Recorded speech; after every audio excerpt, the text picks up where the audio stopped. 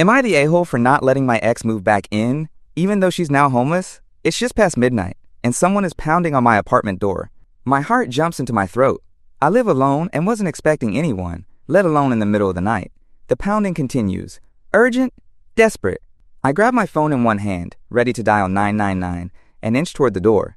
Through the peephole, I see a figure hunched in a hoodie on my doorstep. The hallway's dim light barely illuminates the face, but I'd recognize that silhouette anywhere. It's Emily, my ex-fiancée. We haven't spoken in months, not since the breakup. What the hell is she doing here? I hesitate, but her knocking has already woken half the floor. I hear a neighbor's door open down the hall. If I don't open up, someone else might call security. With a deep breath, I unlock the deadbolt and open the door a crack, leaving the chain on. As soon as she sees me, Emily's eyes widen with relief. She looks terrible.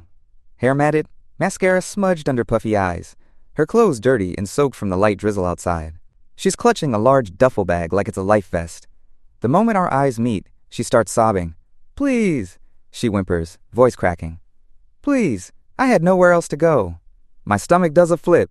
Last time I saw her, she was storming out of this same flat with the last of her things, after I discovered she'd been cheating on me with my, now former, best friend. That was 6 months ago. I remember every detail of that day, the betrayal on her face when I confronted her, as if I was betraying her, the way she had coldly said she was going to move in with Nick, the best friend, because I wasn't fulfilling her needs, and the shattering feeling of watching the woman I loved walk out on me. Now here she is, collapsed against my doorframe, looking like she's been to hell and back. And she wants help. For a second, instinct kicks in, the urge to comfort someone I cared about for years. But then a wave of bitterness washes that away. I harden my voice. "What are you doing here, Emily?" She sniffs, wiping her nose on her sleeve. I didn't have anyone else. Nick threw me out. I've been sleeping in my car. I lost my job last month and I have nowhere to go. I swear I wouldn't be here if I had any other choice. I feel a conflicted tangle of emotions. Anger, pity, resentment, and a bit of sick satisfaction. I'm not proud of it, but hearing that Nick tossed her aside like she did to me, it's karmic. Still, I didn't wish her to become homeless. She peers past me into my flat. "Can I come in? Just for tonight? I'll be gone in the morning. I just need a place to sleep that's not my car. Please." Her voice is trembling. I've never seen her this vulnerable.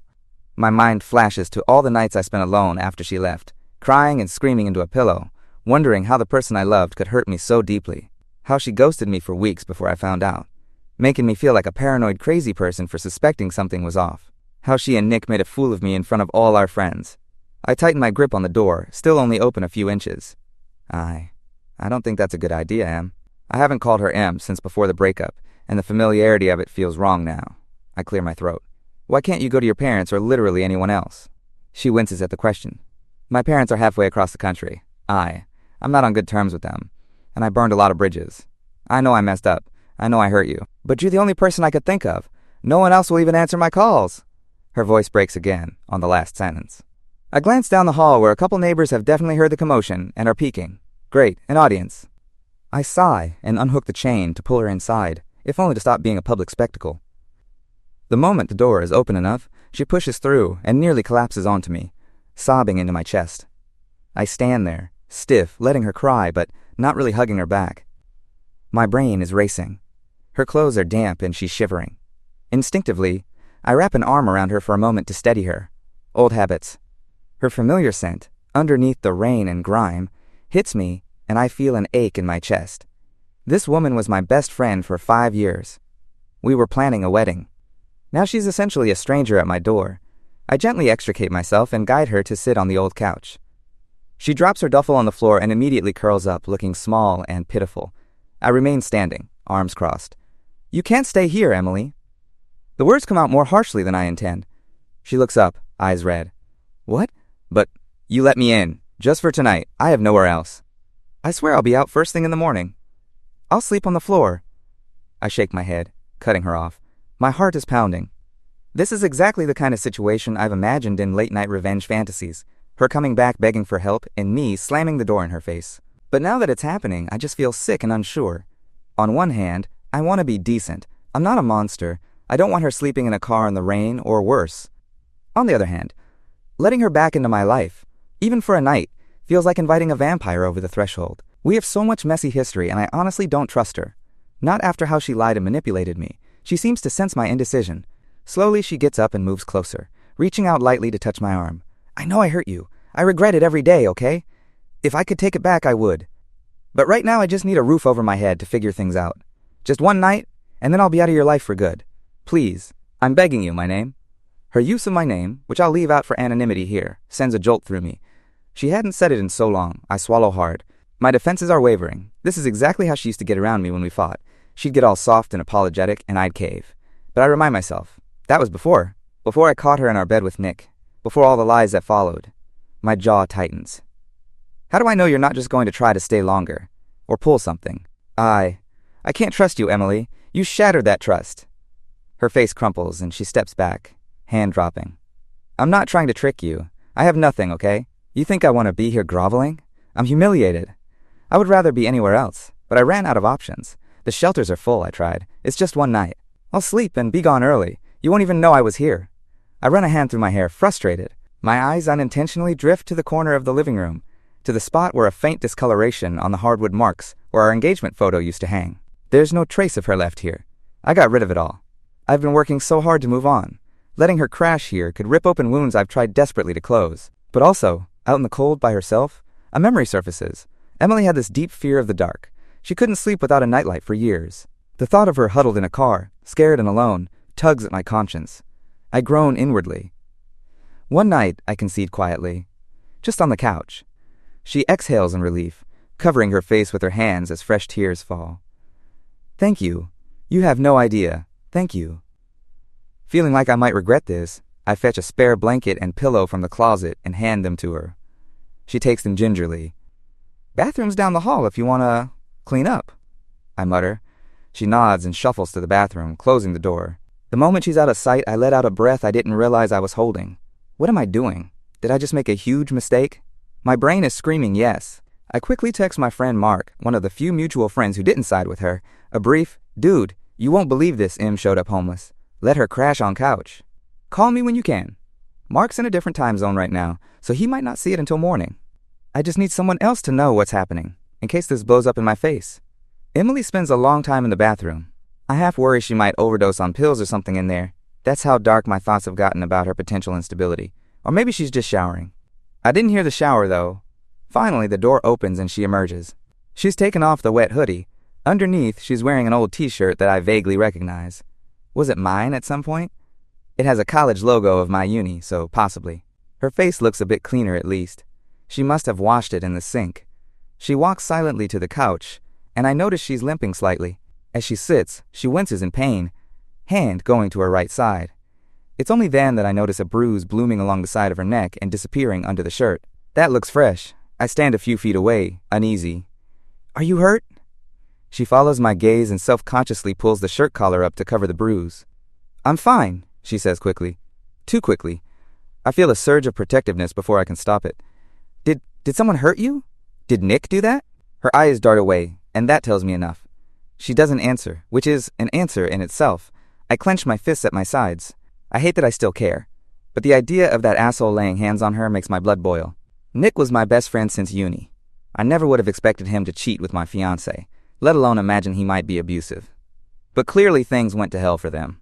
She notices my posture and gives a weak half smile that doesn't reach her eyes. It's not your problem, don't worry. I'm out of that situation now. Right, not my problem. Except she's sitting on my couch now, dragging me right back into her drama. I should have left her outside, as callous as that sounds. If Nick actually hurt her, damn it, why is it so hard to just stop caring? I mumble something about having work early. A lie. It's Saturday tomorrow, and then I'm going back to bed. She looks panicked for a second, maybe afraid I'll leave her alone in the dark living room, but then she nods. Okay, good night, and thank you again. I just nod and retreat to my bedroom, closing the door. I don't lock it, though I thought about it. Is that paranoid? Probably. But I barely sleep the rest of the night. My mind keeps replaying everything, her showing up, that bruise, her tears, all of it.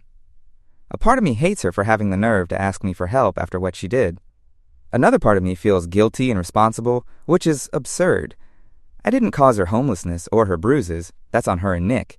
Yet here I am, entangled again. At some point around 4 a.m., I drift off out of pure exhaustion. When I wake up, it's 7:30 a.m. The flat is quiet. I lie there a moment, wondering if I dreamed the whole thing. But when I step out of my bedroom, I see the couch empty, the blanket folded neatly, and the pillow placed on top. Emily's duffel bag is gone. She's gone. For a split second, I feel relieved. Crisis averted, she's out of my hair. But then I notice a note on the kitchen table. It's written on a torn page from an old notebook I recognize as one she used to carry. Thank you. I'm sorry for everything. E. Caxi. That's it. Brief and not particularly informative. I check the door. It was unlocked, meaning she let herself out. I peek into the hall, half expecting to see her lingering, but there's no sign of her. So that's that, I guess. She's gone as suddenly as she came. I should feel happy that I got off easy. But I just feel weird, unsettled. Did I do the right thing? I mean, I did let her stay the night. I wasn't cruel. But I also kicked her out first thing. Well, technically she left, but under the implicit understanding she couldn't stay longer. Should I have done more? The bruise on her neck haunts me. If she truly has nobody, was I heartless to not at least drive her to a shelter? But she said she tried them. All these thoughts are swirling as I make my morning coffee, running on almost no sleep. I decide to text Mark again. She left in the morning. I feel weird about it. He's still probably asleep. By the time the caffeine kicks in, I convince myself I did what I could. I gave her a roof for one night, which is more than many would do for a cheating ex. Right? Plenty of people would have slammed the door. At least I didn't do that.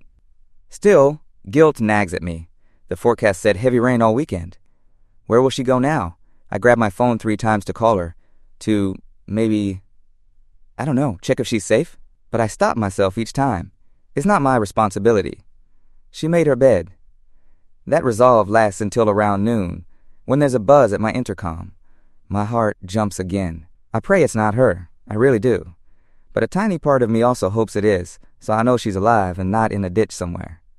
I cautiously answer, hello, to my relief and slight disappointment. It's just a delivery. My neighbor across the hall got a package and they're not home, so the courier asked me to hold it. I take the box, and as I'm closing the door, I see something down by the building's main entrance, which is visible from my floor's landing. A figure sitting on the steps with a duffel bag. Emily. She's sitting just inside the building door to stay out of the rain, it seems. Maybe she didn't go far after all. Did she sleep there? Or did she go somewhere and come back? My chest tightens with guilt seeing her still here, clearly with nowhere better to go. She hasn't noticed me. I watch as she shifts, probably trying to get comfortable on the hard floor by the entrance. A couple people step around her as they leave the building, casting curious or annoyed glances. I step back into my flat, shut the door, and lean against it, heart pounding. She's still here. What do I do? If I had any doubts that she literally has nowhere, this kind of confirms it. I can't very well drag her back in here indefinitely. That would be a nightmare for my healing process, and frankly, probably not healthy for either of us. But I also can't just ignore that she's camped out in our building's lobby like a stray cat. Eventually someone's going to call the police or something on her for loitering. Or the landlord will get involved. I feel like either choice I make is going to haunt me. If I help her more, I risk getting hurt or taken advantage of again. If I don't, I'm basically leaving someone I once loved out in the cold. I never imagined I'd be in this position. Part of me is furious at her for putting me in this damned if you do, damned if you don't scenario. Another part of me feels like I'm the monster if I turn my back now. So, here I am, writing this and asking strangers, AITA for not letting my ex move back in, even though she's now homeless. I did give her one night of shelter, but I refused to let her move back into my life or home after everything she did. Am I being heartless, or is it fair to maintain this boundary? Update 1. First, I want to say wow, I did not expect so many responses so quickly. I posted this yesterday, and within hours I had a ton of feedback. The general consensus was split between, you're not the asshole, but don't set yourself on fire to keep her warm, and you'd be heartless to not at least help her find somewhere safe. Reading the replies helped me firm up what I wanted to do. I knew letting her move back in with me permanently was still a hard no, but I also couldn't live with myself if I just ignored her, literally sitting in my lobby with nowhere to go. Many of you suggested compromises like helping her find a shelter or paying for a hotel for a short time, which I was already leaning towards. So I went back downstairs after making that post. She was still there, looking completely defeated. I told her we should talk, and we went to a 24-hour diner down the street. I got her a hot tea and a sandwich. We had a calmer conversation. She admitted she really had no plan and was feeling hopeless. It was. Rough to see. I kept my boundaries firm but told her I'd help her temporarily, just to keep her safe while we figure out long-term options. I ended up driving her to a small motel a bit outside the city. I paid for 2 nights up front. I also gave her some cash for food. She was hesitant to accept at first, but ultimately she did. The whole drive over she was quiet and seemed embarrassed, maybe ashamed. I didn't press her to talk. One thing I did learn, she finally opened up about why Nick kicked her out. Apparently he started seeing someone else. Oh, the irony. And when Emily confronted him, it got ugly. She didn't go into a lot of detail, but I could infer enough from the bruise I noticed on her, and the way she said, "I never thought he'd actually hurt me like that." It made my blood boil that he hit her, even if I'm still furious at her for cheating with him. It's a mess of feelings I didn't really know how to process in that moment. Anyway, once we got to the motel and I got her checked in, she broke down crying again and hugged me so tight I could barely breathe. She kept saying thank you and that she's so sorry for everything. I kind of just patted her back. It was super awkward.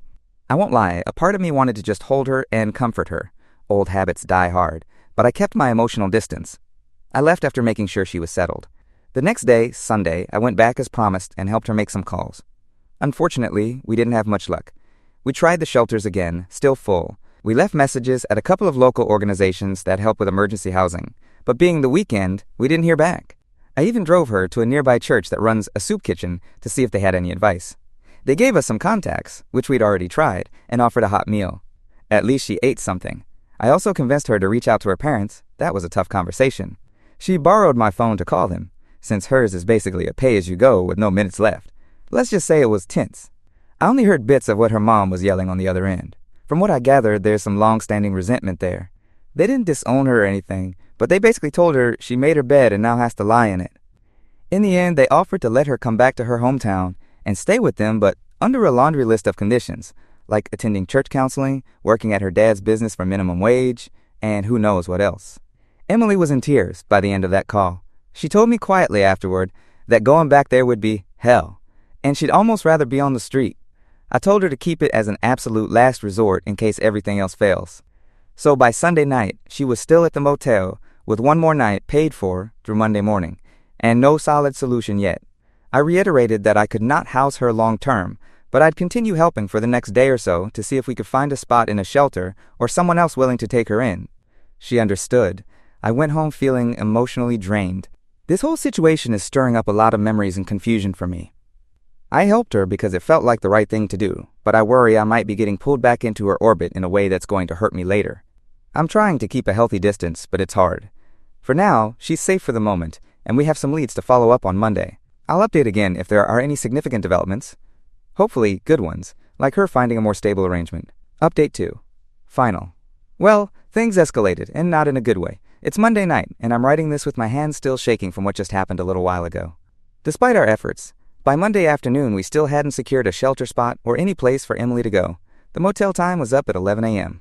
I had work, but I took a longer lunch break to check on her and discuss next steps. I gently told her that aside from driving her to a shelter to wait for an opening, or maybe helping her get a bus ticket to her parents' town, I really didn't know what else I could do. I even offered to pay for that bus ticket if she wanted. She was very quiet during that conversation, just nodding. She didn't ask me to extend the motel stay, and I didn't offer, because I honestly can't afford to fund an indefinite hotel stay. And I admit, I was also wary of prolonging this involvement. She said she'd figure something out, and that I'd already done enough. I left feeling uneasy, but I had to get back to work. When I tried calling her later in the afternoon to see if she had gone to any shelter to put her name on the list in person, she didn't pick up. I assumed maybe her phone ran out of minutes or battery, or she was busy. Fast forward to this evening. I came home around 6:30 p.m., and to my shock, I found my front door unlocked. I definitely remembered locking it this morning. My first thought was that I'd been robbed. I cautiously stepped inside, only to find Emily sitting on my living room floor, her duffel bag beside her, and some of her clothes strewn around. She had apparently helped herself to a shower. One of my towels was on the floor, and was wearing one of my old hoodies, one I hadn't seen since before the breakup. I was stunned into silence for a moment. She looked up at me with this mixture of defiance and desperation. "I'm sorry," she said immediately, voice trembling. I didn't know where else to go. I noticed my spare key on the coffee table. I've always kept a spare hidden outside under a loose brick on the patio. Stupid of me not to have moved it after she left me. That's on me. So that's how she got in. I closed the door behind me and just exploded. Not proud of it, but I started yelling, "This is not okay. You can't just break into my home." She kept saying, "You didn't leave me any choice. Please, just listen." I told her I had given her choices. I reminded her I offered to take her to a shelter, offered a ticket to her parents, etc. She argued those weren't viable. The shelter waitlist is too long, and she can't go to her parents or refuses to. She said, "I can't survive out there on my own. I had nowhere, and I didn't know what to do." I was furious, and frankly terrified. This felt like such a huge breach of trust and boundaries. I said, "You can't stay here, Emily. I'm sorry you're in a hard spot, but breaking into my house is not how to handle it. You need to leave, now." She outright refused. She actually sat back down on the floor, crossing her arms like a stubborn teenager. "I'm not leaving," she said, her voice low. "I can't. I have nowhere. You'll just have to deal with it." I was in disbelief. I told her if she didn't leave, I would have to call the police. That's when things took an even darker turn. She burst into tears, got up and suddenly grabbed onto me, clinging to my shirt, begging, "Please, please, don't do that. I'll do anything, okay? I'll cook, clean, whatever. I'll stay out of your way. Just let me stay. Please." I pried her off me and stepped back. I was shaking. My heart was pounding out of my chest. I kept saying, "I'm sorry, I'm so sorry, but you can't stay. You need to go." She wasn't listening. Then she started saying things like, "If you kick me out, I have nothing left. I might as well just die because I can't do this anymore." She was sobbing uncontrollably. That threw me. I didn't want to push her into doing something drastic, but I also couldn't let her just squat in my apartment. I told her I would get her some help, that we could call someone, but she screamed, "No!" and curled up in a corner, holding her head in her hands. She was hyperventilating and crying, saying things I could barely understand like, "Shouldn't have left. I ruined everything. I'm such an idiot. Why won't you help me? I loved you. I still," and so on. It was heartbreaking and horrifying all at once. At that point, I was genuinely worried she might hurt herself. Or me, possibly, though she wasn't threatening me physically. Not knowing what else to do, I dialed emergency services. I tried to tell her I was just calling because I was worried for her safety, but she freaked out and actually ran to the kitchen and grabbed a knife. Not to attack me, but she held it to her own forearm. Yeah, that happened. I kept my distance, talking calmly, my heart in my throat, while on the phone with the emergency operator. It felt like an eternity, but within a few minutes, police and paramedics arrived. I buzzed them in, and they came up. It took some coaxing from me and the paramedics for her to finally put the knife down. She was a complete mess, sobbing and saying she didn't want to live like this anymore. The police didn't arrest her, thank God, but the paramedics did decide to take her to the hospital for a psychiatric evaluation. She was in such a fragile state. As they let her out, she looked back at me with this blank, lost expression. I think I was in shock myself. I remember my hands were numb as I gathered up the few belongings of hers she'd scattered. So, that's where things are now. I've since locked up and double-checked that every window and door is secure. And yes, I retrieved my spare key and will never leave one outside again. I'm sitting here surrounded by the ghost of a life I left behind, feeling equal parts sad, angry, relieved, and just empty.